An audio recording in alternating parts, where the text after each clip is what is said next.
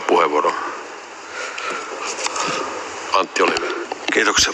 Arvoisa puheenjohtaja, kunnioitetut puoluekokousedustajat. Mielestäni on hyvä, että tämä asia käsitellään vielä tässä kohtaa. Itse olen ollut tuossa valiokunnassa näitä muokkaamassa. Nyt siis ensimmäinen tärkeä lähtökohta on se, että sosiaalidemokratia on kaikissa vaiheissaan vahvasti uskonnonvapauden puolella.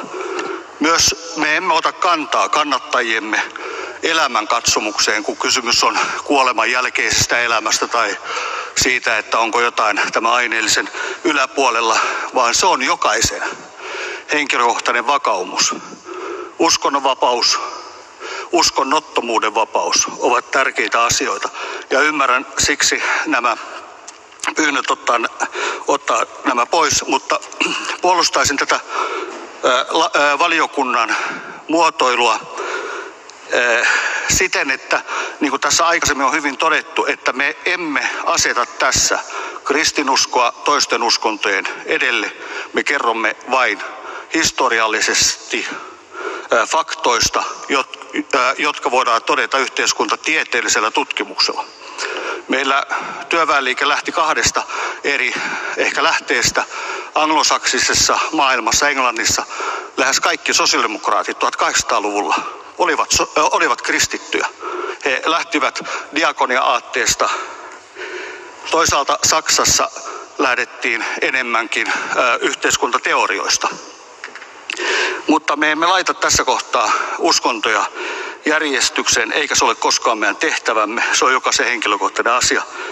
On totta myös, että näitä samoja oppeja, joita kristityt sosiaalidemokraatit ottivat liikkeen tavoitteeksi, löytyy kaikista maailman uskonnoista.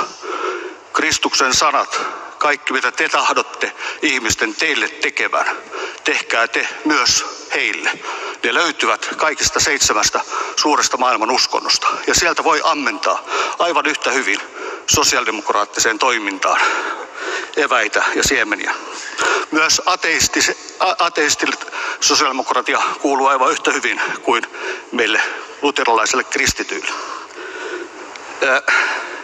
Tuossa myös mainitaan esimerkiksi tässä, että saadaan samalle tasolle tuo sosialismin teoriat. Emme me hyväksy marxilaista vallankumousoppia, emmekä monia sellaisia, mitä sosialismin teorioissa on mennyt aivan penki alle. Me olemme bernsteinilaisia, osamme hyväksymme, osamme emme.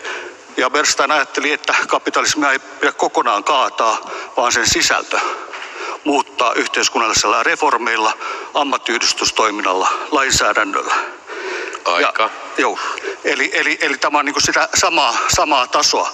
Me olemme itse asiassa vielä enemmän ottaneet käytännön politiikkaamme markkinatalouden teorioista, mutta ei sitäkään tässä mainita, koska se ei kuulu tähän kontekstiin.